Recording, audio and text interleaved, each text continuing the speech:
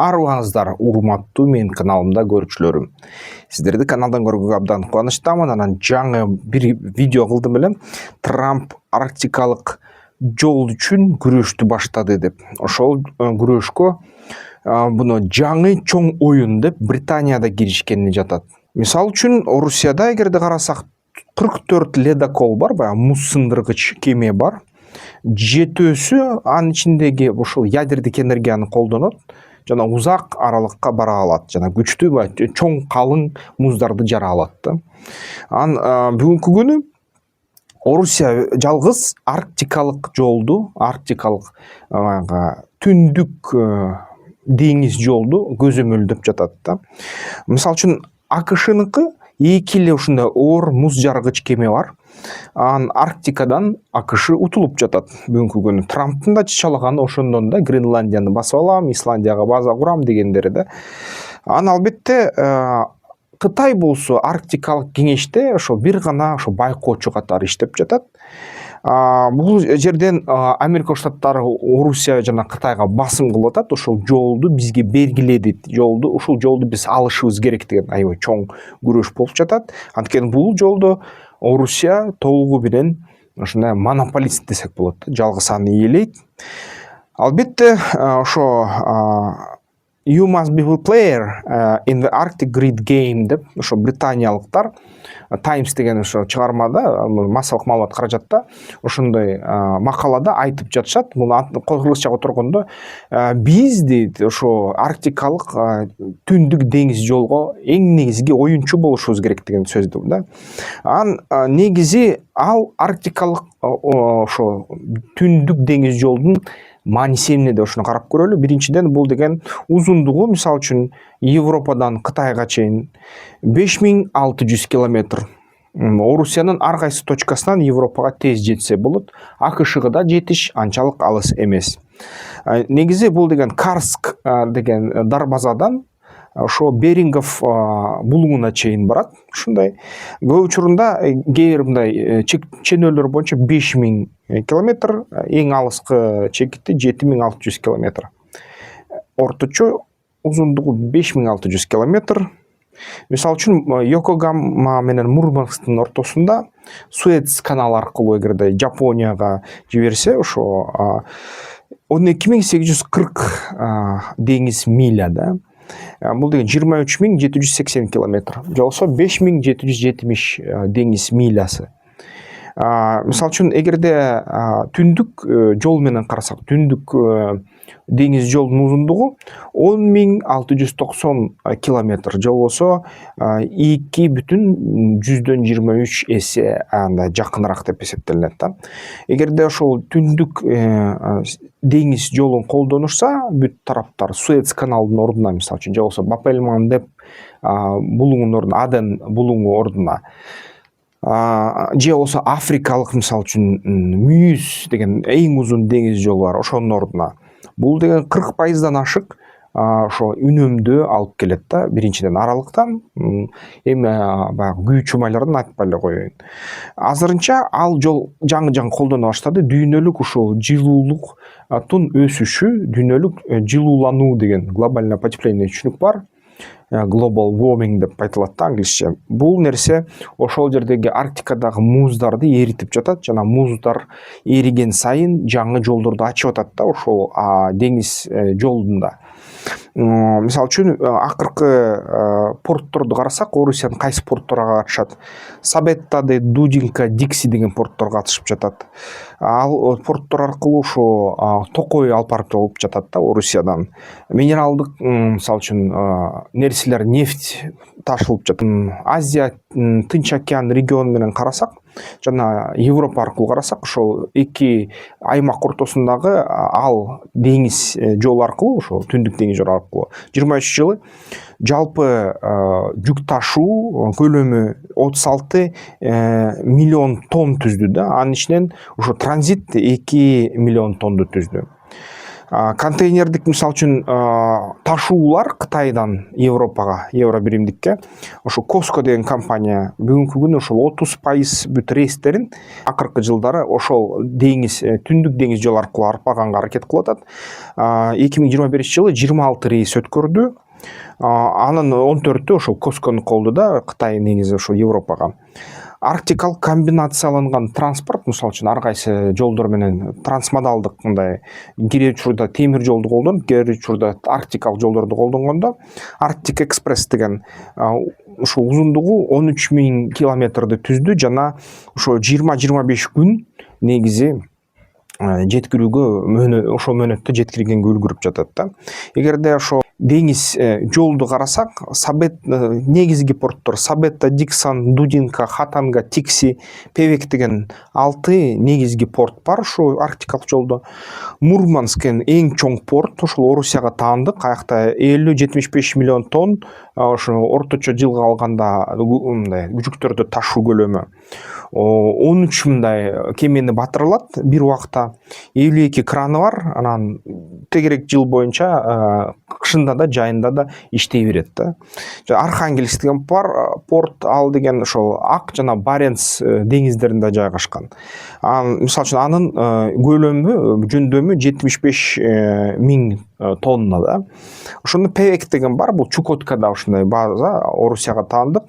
Негизи аякта АЭС Академик Ломоносов деген бар, атомдук электр станциясы. Ошон үчүн аякта дайыма ушундай электр камсыздоого мүмкүнчүлүгү бар да. Ошол да порт тоголок жыл иштей берет да. Анан кошумча дагы ошо Исландияда Финнафьорд деген ушундай порт курулуп жатат, ошол арктикалык жолду колдонгонго жана ошол порт негизи транзиттик жол катары колдонулат экен да.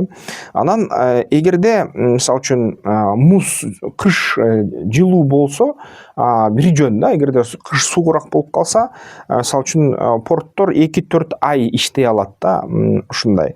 Бирок азырынча ошо муз жаргыч кемелердин жардамы менен тегерек жыл эле ошол жолдор баягы деңиз арктикалык жолдор колдонулуп жатат да.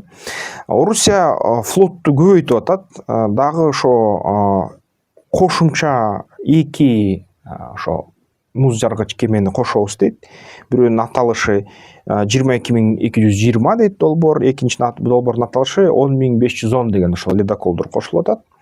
Бирок дагы эле ошо порттор эскирди, ремонт керек, кошумча жабдык керек, кошумча дагы жардамдар керек да. Ушинтип баягы СМПны карасак, эгерде Европадан Азияга 5600 километр эң кыска, дүйнө жүзүндөгү эң кыска жол болуп эсептелинет да. Мисалы үчүн бул жерден бүгүнкү күнү бүт ошо жүк ташууларды алсак, мисалы үчүн 23 жылдын көлөмдөрү менен бул жерден 36 миллион тонн ошо жүк өттү. Ошо дагы кошумча 6 портко 2 портту кошуш керек болуп жатат. Азыр дагы бир порт кошулган атат. Ошондо эгерде кошулса, анда бул деген стратегиялык жокто Суэц каналыга катуу сокку кылышы ыктымал да. Катуу сокку анын ичинен да Кыргыз Республикасына да темир жол долбооруна кандайдыр бир деңгээлде ошо жүктөрдү ташууну азайтат да. Ошон үчүн бул бизге да кичине мындай кандайдыр бир таасир этиши ыктымал да. Анан эгерде Суэц каналы менен карасак, мисалы үчүн СМП аркылуу 3 миллион тонн эле өттү 24 жылы. Суэц каналда 1,6 миллиард тонн ошо жүк өттү да. 1,157 миллиард тонн жүк өттү Суэц каналы аркылуу. Бүгүнкү күнү ошо азырынча 5% болуп атат ошо СМП аркылуу өткөн жүктөрдүн көлөмү. Бирок ошондо глобалдык жылуулануу улана берсе, анда ошол көлөм 2050 жылга карай 10% өсөт деп айтылууда. Албетте убакыт 40% азаят ушул деңиз аркылуу мындай түндүк деңиз аркылуу жүктөрдү ташуу. Албетте, мисалы үчүн ошо Суэц каналы менен салыштырсак, Суэц канал бул деген 10.557 ошо деңиз миля да. 40-60% ошо көбүрөөк болуп калат, узагыраак болуп калат жол. Бирок өзүндө мындай жаман жактары бар да ошол түндүк жолду. Мисалы үчүн аякта тоголок жыл бою аны колдоно албайсың. Ошол муз жаруучу кемелер кышында да катуу муз калыңдап кетсе өтпөй калат ал жолдон. Ошон үчүн аны кичине чектешет. Бирок бул чоң альтернатива.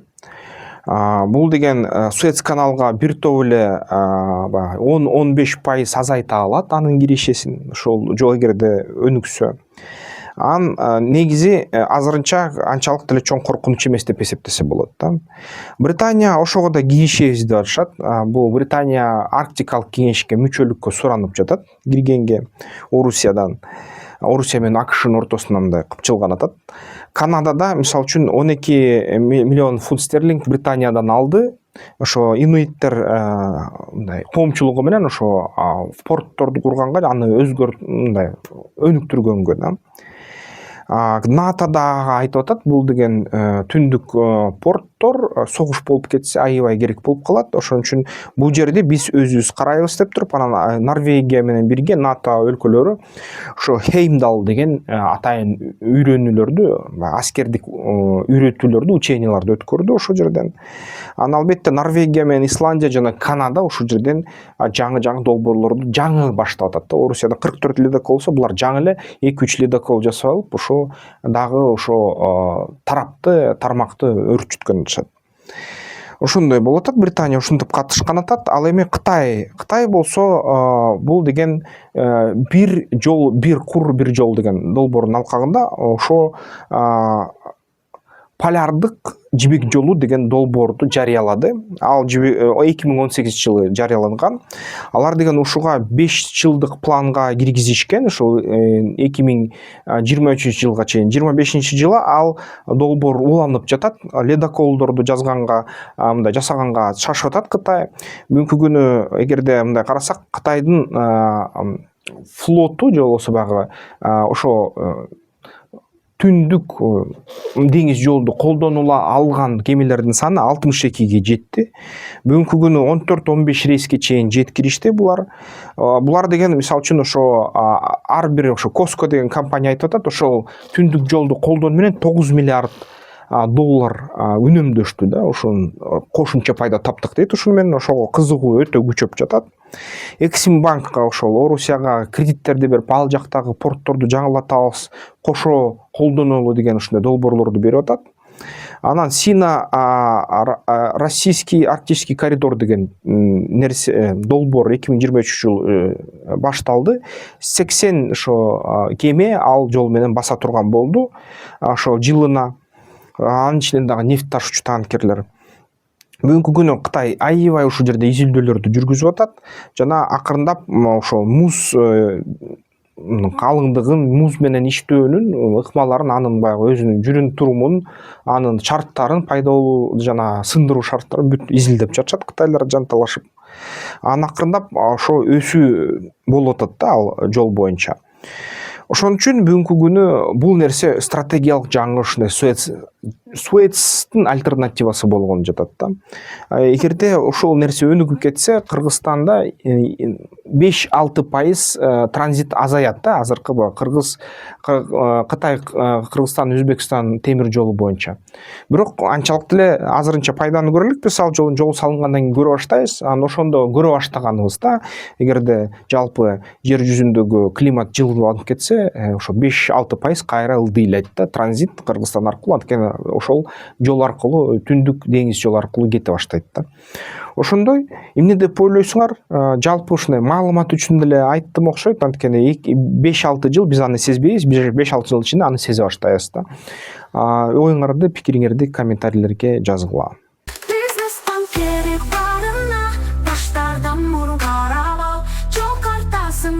Жолундай ишкердик де сенин куралың ал. Бизнес банкер барына баштардан муну карап ал. Жол картасын жар жолундай ишкердик де сенин куралың ал.